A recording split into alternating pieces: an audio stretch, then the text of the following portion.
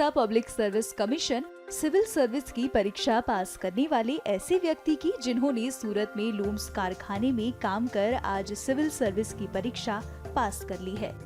परीक्षा पास करने के बाद वह अब जल्द रेवेन्यू अधिकारी के तौर पर फिर से सूरत से उड़ीसा अपने गृह राज्य वापस जाएंगे। बड़ी बात ये भी है कि जो व्यक्ति अपनी आर्थिक स्थिति से मजबूर होकर 12वीं की परीक्षा पास न कर सका, वह अपनी मेहनत और लगन से अब मास्टर की पढ़ाई भी पूरी कर चुका है। ये कहानी है उड़ीसा के गंजाम जिले के बेलाघोटा तहसील के बड़ा पड़ा गाँव में रहने वाले विश्वचरण नायक की।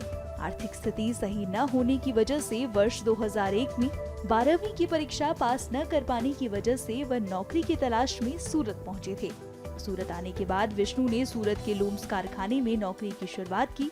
इस कारखाने में वह मशीन चलाते थे, जिससे उन्हें रोज के 90 रुपए मजदूरी के तौर पर दिए जाते थे। विष्णु का पढ़ने का जुनून कुछ ऐसा था कि उन्होंने 14 साल बाद वर्ष 2015 में कक्षा 12वीं की परीक्षा ओपन बोर्ड से पास की। इसके बाद विष्णु कभी नहीं रुके और लगातार ग्रेजुएशन के बाद पोस्ट ग्रेजुएशन की पढ़ाई पूरी की।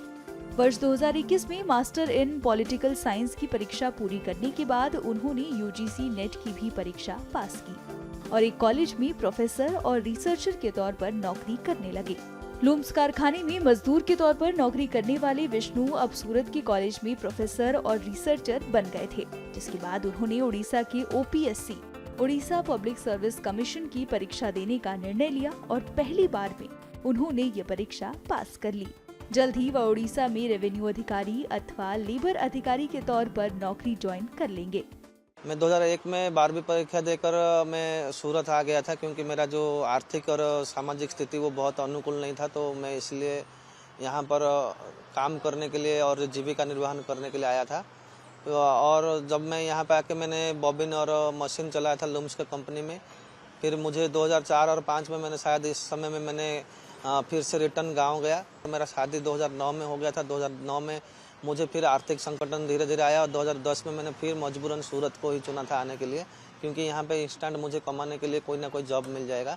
तो मैं यहाँ पर 2010 में आया और 2010 से 2014 तक मैंने एम्ब्रॉयडरी का जॉब किया। और एम्ब्रॉयडरी का जॉब करने के समय में मैं घर पे 2 बच्चे को ट्यूशन कराता था। उस समय मेरा पढ़ने के लिए मेरा मन हुआ, तो मैंने यहाँ पर 12th को मैंने कंप्लीट किया। फिर 12th कंप्लीट करने के बाद मैंने इग्नू में ग्रेजुएट किया और ग्रेजुएट करने के बाद फिर मैंने 2018 में मैंने 2019 में मैंने मास्टर के लिए एनरोलमेंट हुआ और 2021 में मैंने मास्टर डिग्री फर्स्ट क्लास में पास हुआ। फिर मास्टर डिग्री जब पास हुआ तो मुझे फिर ऐसा लगा कि मैं कोई कॉम्पिटिटिव एग्जाम देके पास हो जाऊँ, तो मैंने यूजीसी नेट असिस्टेंट प्रोफेसर जो शिक्षा मंत्रालय भारत शिक्षा मंत्रालय के द्वारा आयोजित होता है, तो वो दे के मैंने 96 परसेंटाइल रैंक रख के मैंने यूजीसी नेट क्वालिफाई करके असिस्टेंट प्रोफेसर के लिए एलिजिबल हो गया। अभी मैंने 2022 का जो उड़ीसा सिविल सर्विस एग्जामिनेशन का नोटिफिकेशन आया था, तब मुझे 37 ईयर हुआ था। तो 37 ईयर में मैंने उसका जो एज लिमिट है वो 38 ईयर है। तो मैं 37 ईयर में मैंने उड़ीसा सिविल सर्विस के लिए एनरोलमेंट हुआ था। और ये जो प्रोसेस जो लंबा प्रोसेस है 2 साल का चला, और अभी जो इसका रिजल्ट हमारा 19 डेट को अक्टूबर महीना 19 डेट 2024 में आया था। तब मैं वहाँ पर 426 रैंक रख के मैंने क्वालिफाई उड़ीसा सिविल सर्विस किया। और मेरा जो इसमें प्रथम चॉइस था वो उड़ीसा एडमिनिस्ट्रेटिव सर्विस है, जो शायद मुझे मिल सकता है नहीं मिल सकता है, पर जो मैं सेकंड चॉइस है जो कि उड़ीसा रेवेन्यू सर्विस जिस सबसे ज़्यादा पोस्ट है, तो 300 बराबर 300 करीबन पोस्ट है।